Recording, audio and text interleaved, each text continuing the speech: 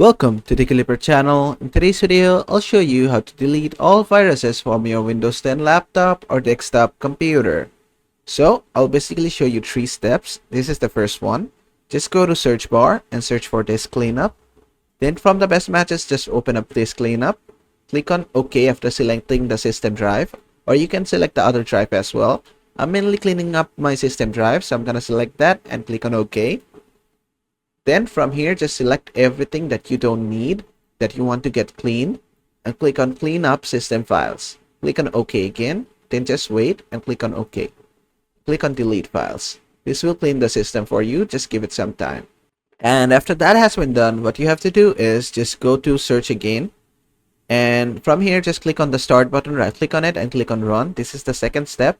And in here, type temp and click on OK. Click on Continue. From here, just select everything and delete them. This is our cache file, which you don't need. So just delete them to clean up your system. Close this. Go and open up Run again. And this time type %temp %. Click on OK. And delete everything from here as well. The same steps. Click on Try again. And if it doesn't select to this and click on Skip. Then just close this. Then just go to Run once last time. And this time type prefetch, PREFETCH, and hit enter. Click on Continue and delete everything from here once again.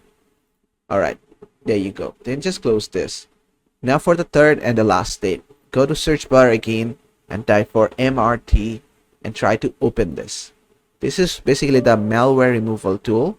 Just give it administrative permission and let it run. And there you go, it has been turned on.